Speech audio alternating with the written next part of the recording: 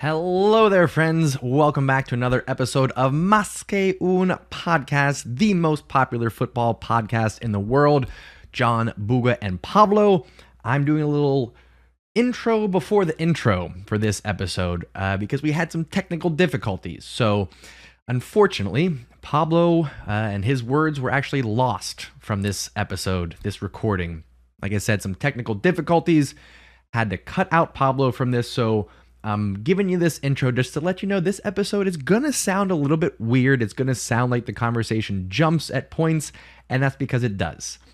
Without having Pablo's recording as part of the show, we did have to trim that out, but we didn't want to lose the entire episode. We still had some good conversation, so you're going to hear myself, you're going to hear Buga, you are going to hear us refer to Pablo, ask him questions, respond back to some of the things that he said. So some of it might sound a little bit out of context. You might feel a little bit lost at some points. We're just going to ask for your forgiveness, and we're going to produce this one and release it anyway. So with that out of the way, we do appreciate you listening. We do ask that you like, subscribe, share, follow, 5-star ratings, all the things on all the platforms. It really does help us out. So follow us, share with your friends, continue listening to Más que un Podcast. With that out of the way, here is our slightly broken episode of Más que un Podcast. Thanks for listening, everybody. What's going on, guys? ¿Cómo están? Bugalis here, and I'm here joined, of course, with the Más que un Podcast crew. We got Pablo, John, and we're going to try to make this episode not sound the same as all of the previous ones. Why? Because Barcelona keep on disappointing us even more, week in and week out. It's like a regular thing now. So, John, how are you feeling regarding our what's the opposite of improvements?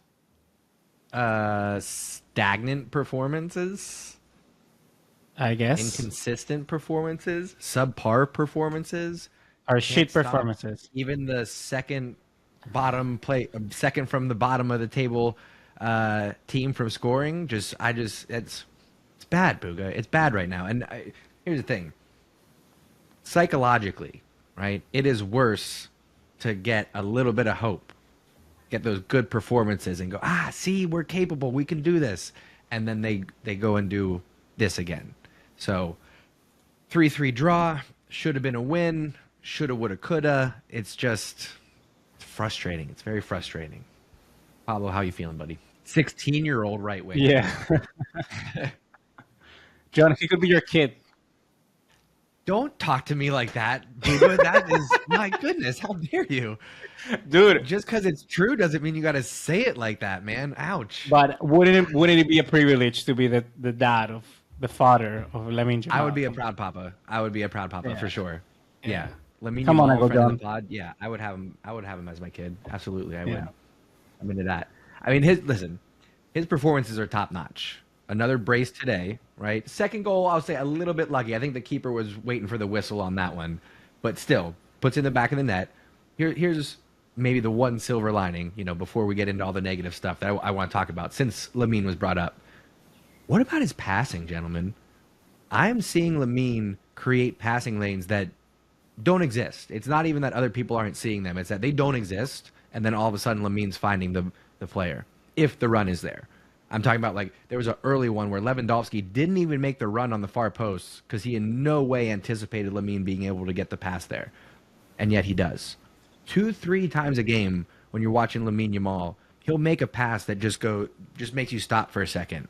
Like, the goals, the dribbling, all of that I think is a distraction to how good his passing actually is. Yeah, like, I was going to say, I don't know if it's good or bad, but it's not only that everything goes through him, but every single player is looking for Lamine Yamal. Like, we instantly get the ball to Frankie de Jong to Guarci to Koundé, or whoever, Gundogan to Koundé, and then Koundé just to Lamine Yamal. Or we have Rafinha and then cross all the way to Lamine Yamal. It's that we're constantly looking for this 16-year-old, for Lamine Yamal, and he's constantly creating, like you were saying, seeking those passes. I think that right now at 16, he does create, the magical moments. That's insane. And it will get even better because when we take a look at those quick, when I think that when he gets a little bit too much time to think, maybe sometimes the crosses Because at the end of the game, we were just crossing. Just imagine where he gets to tune that in when that crossing becomes a little bit better, when he gets better understanding, he creates, I don't know, some chemistry with a striker or whatnot. That is going to be superb. And I think that that's where we're going to be looking at positives. That's where Barcelona can certainly shine the light for the future. That's something to go home proud about. But the rest, and that's where we have to talk about, guys.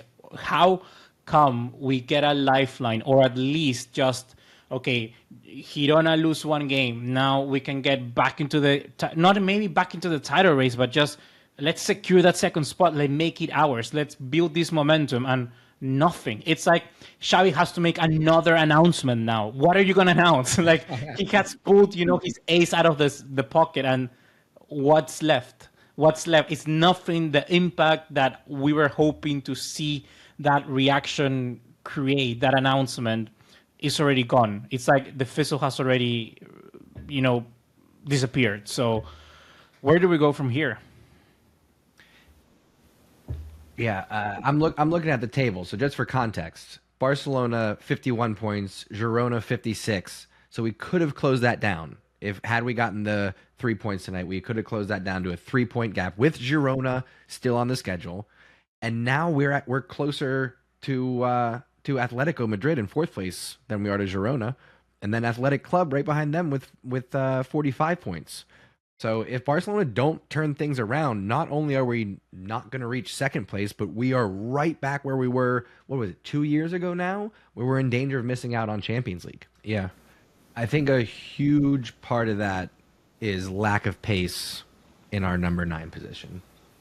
I think Lewandowski not being able to get in behind a line is just devastating for the Barcelona attack. It's great that he can finish. It's great that he can link up with Gundogan, but the fact that when Lamine Yamal brings over 2-3 defenders and you can't rely on Lewandowski making a darting run diagonally in behind to get one-on-one with the keeper, like, that's so frustrating. That's where, hate to say it, hate to go back to it, but if Barcelona had a Vitor Roque to pull off the bench tonight, how much difference would that have made?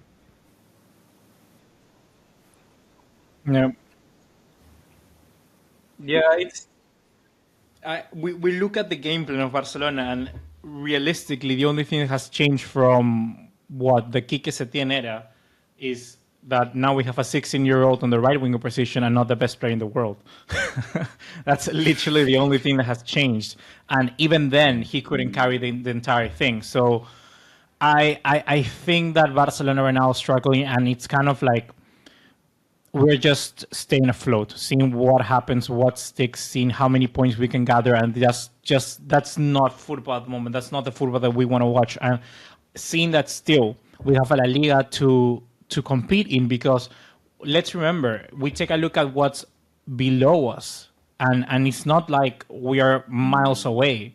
So we still need to be very careful with how Atletico Madrid and Bilbao kind of chip at our heels. So we must be careful with that as well. And I think that at the moment we just need to yeah, I hate to say it, but it's like we just gotta win by whatever means necessary. Yeah, but I don't know if Xavi has that. He's surprisingly stubborn in terms of how he's approaching these matches. Like, it's one thing to be ideological. It's another thing to... The definition of insanity is to keep trying the same thing and expecting different results under the same But here's another thing. Here's another thing that I want to bring to the table. Like, we talk a lot of the problems here, and let's be honest. Let's do a little bit of a kind of criticism to ourselves. We're talking about the attack, right? We're talking about Lewandowski and the goals. And I think the goals are there. The problem more of what we are now talking about is the defense. At this stage last season, we had conceded 12 goals. We have now conceded 30 games at the start of this match day. At the end of the match, we had conceded 3 more. And when you take a look at the table and see how many teams have conceded these many goals, the furthest down team that has also conceded 33 goals is Getafe, and they're 10th in the table. So that tells you a disparity. That's something really wrong. We are the anomaly when we take a look at what's happening between the number 1 and the number 9th position. So that's a problem. That's a huge indicator that Barcelona have lost a lot of their structure, their pressure that was instrumental to winning La Liga last season.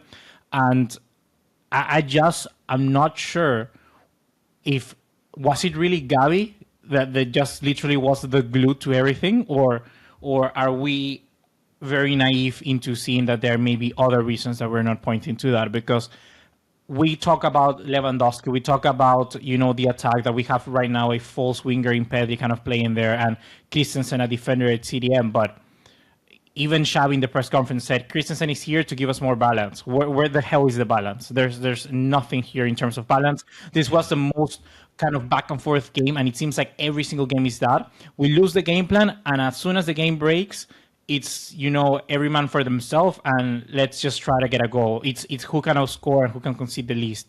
And there's no balance. There's no game plan. Barcelona cannot close games out.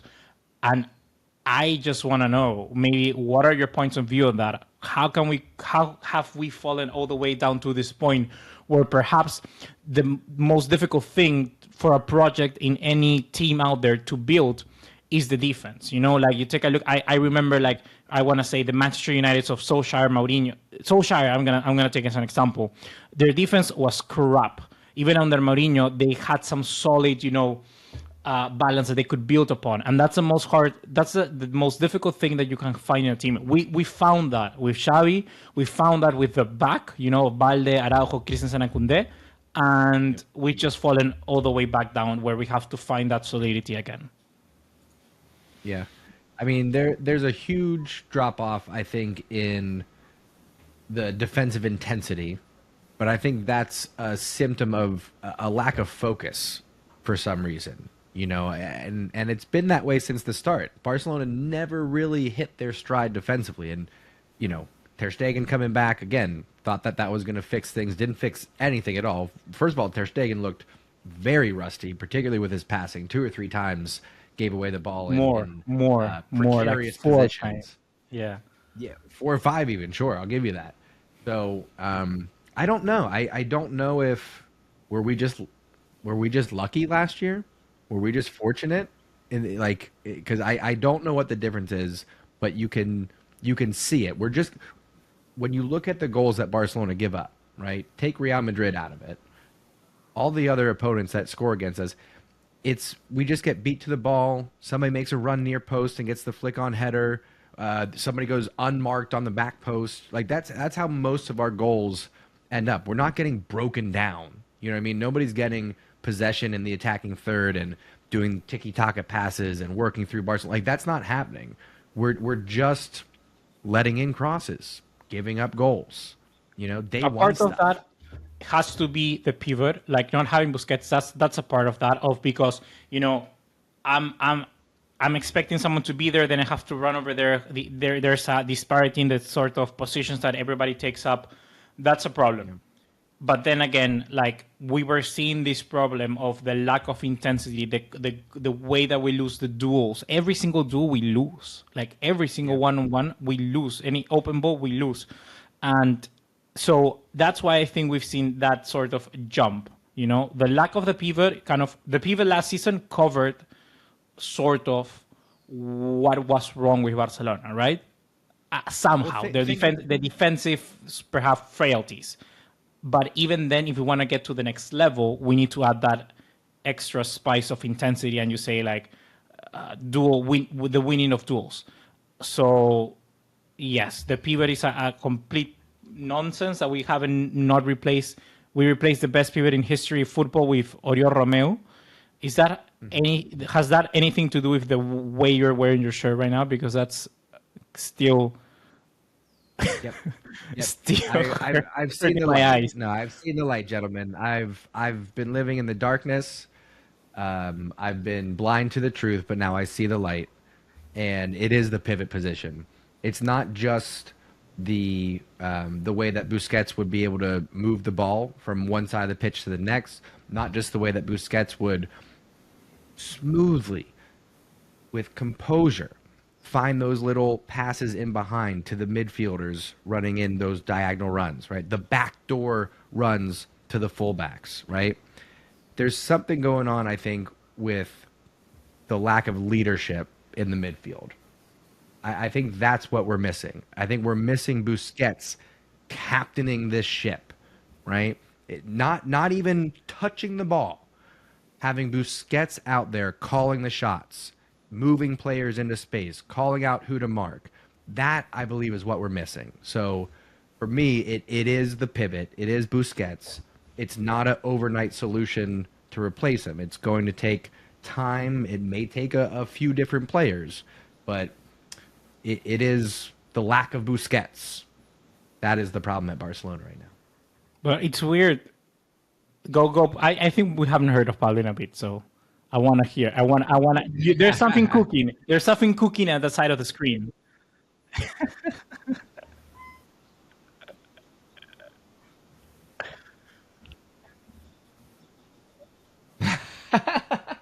Do we really want Thomas Tuchel after he just completely got cooked by Xavi Alonso? Pablo concedes. What I was gonna bring to the table, and I know we should probably get back to the game as well. But now that we're talking a little bit about, different things, transfer players. Screw that game. I don't even want to talk about it anymore. Yeah. So, Pablo, real quick before we go back over to you, Buga. Pablo, how mad are you going to be when Barcelona announced that Rafa Marquez is the next manager of Barcelona? Let's do something. Let's do something because I have the other German guy on my corner. So you're Thomas Tuchel. You create an argument as to how you fix this pivot problem. If you're Thomas Tuchel, you this is your, how you call it, your where you're an actor and you do your thingy to see if they hire you. You know that word that I'm missing? Your audition. Your audition. This is your audition to Laporta. Tell me how do you fix, and I'll work my arguments for Hansi Flick. Pablo's putting on his serious face now.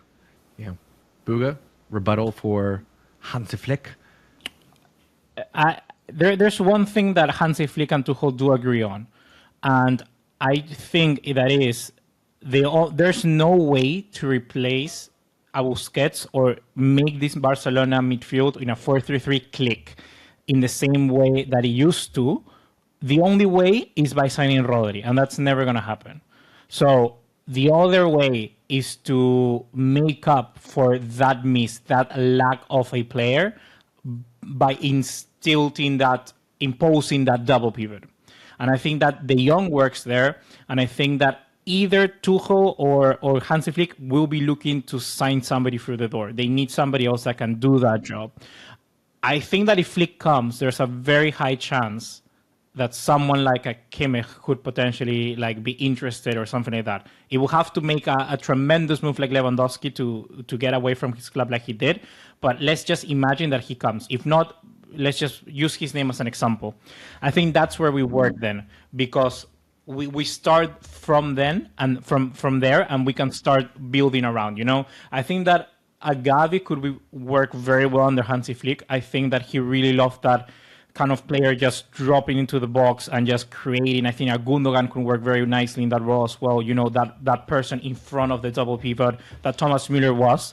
Lewandowski needed somebody to enable him to play like that. And let's be honest, Lewandowski next season, even though we may want him through the door, that's not going to happen. In FIFA, I sell him and I sign Osimhen every single time I play. But that's not going to happen here this week. This year, it's not going to happen. So you have to build with what you have. And I think that the guy who could potentially do the most with what we have at the moment is someone like a Hansi Flick. That's where I think the only problem that I see with all of this is that he played with two very, very how you call it, the typical winger. You had a Gnabry and you had a Coman. And right now we have a Rafinha and Lamine Yamal. I think the right-hand side is set, but then he will have to do something with the left-hand side. And that's where I see a problem kind of growing perhaps for him. And it's going to be interesting as well to see Barcelona. Like Paulo was saying, we don't have that Goretzka. We don't have that tough presence in in a center back position like a Rudiger. I guess we have Araujo who could do that job as well. But what I mean is that we don't have that. But should we? Should we have that? Because how can we keep up with the other teams? You know, it seems that physically every single team is prepared to such a level that they can match the possession style based football that Barcelona has or they instill. I mean, you need to be Pep Guardiola and have the players that Manchester you have to do what they do.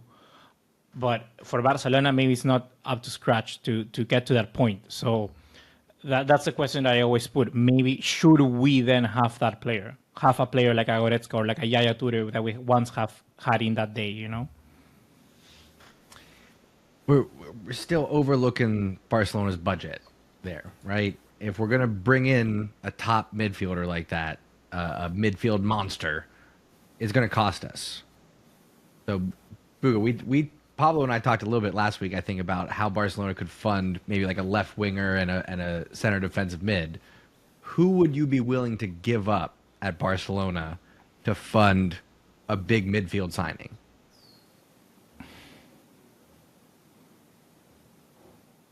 I think if I'm Flick, let's say Flick he's hired, right? I think that for someone like him, he would prioritize that midfield position. He would keep Ansu Fati because I think he's that sort of winger that he's looking for. I think that Rafinha stays. I think that Lamine Yamal stays. I think Pedri, of course, stays. Gavi, because they're sort of protected by Laporta. I think that when it comes down to players that we would need to sell, it would have to be like a Ferran Torres. It would potentially be a Ferran Torres. Like, even though I don't like it, that would be the guy that would be sold. You know? Even though I also think that Ferran Torres could do the sort of Mueller job or not, or that, right? I would want him to stay. Who knows? Maybe we sell Lewandowski and he says, oh, Ferran Torres, you're my number 9. Amazing. I would love that. But I'm not too sure where that happens. I think that a Christensen could be someone that walks through the door as well. I think that... who else do we have in the team right now? I think that... Would you sell Christensen before Koundé? I would.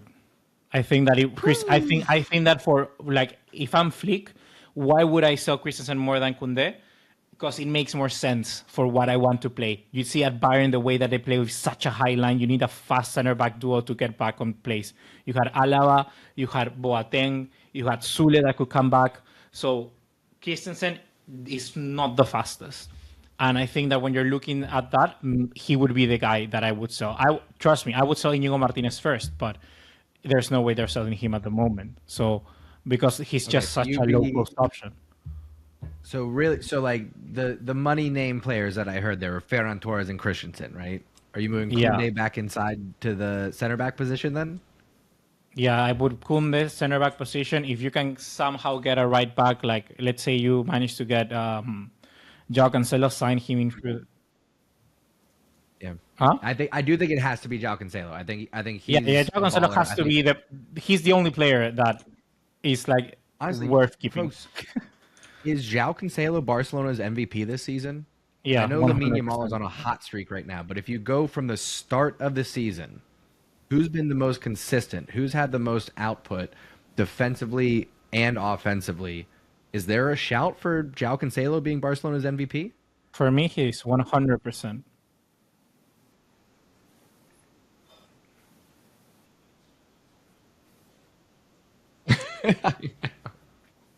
Who was the players you put out?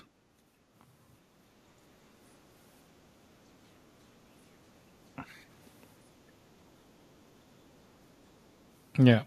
So which players did you call out for in the last episode? That were the money. Selling? Yeah.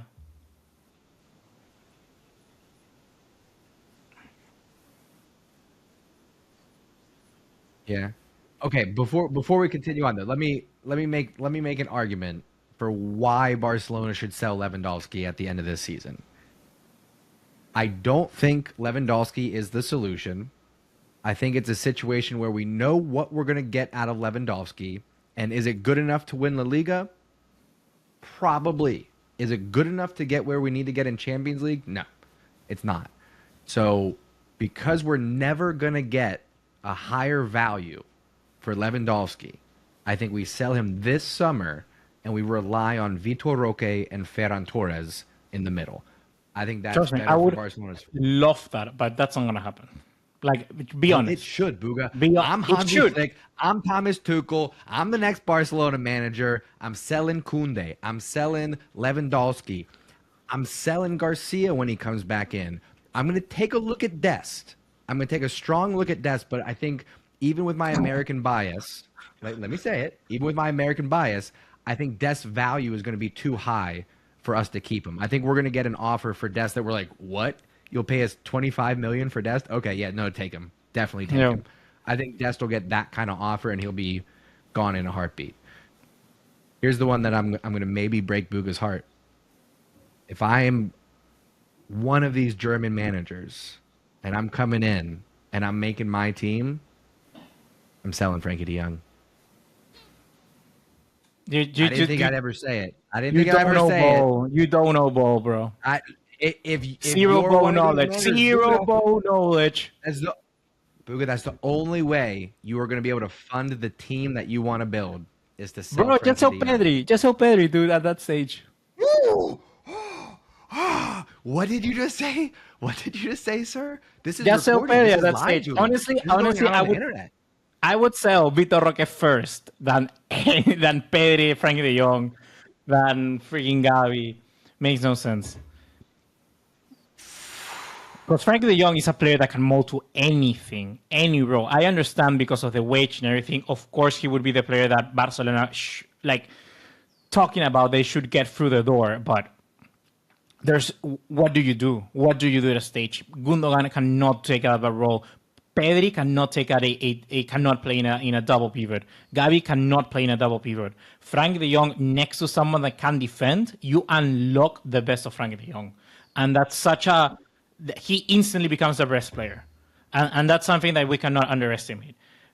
So it would be just a terrible mistake to do that.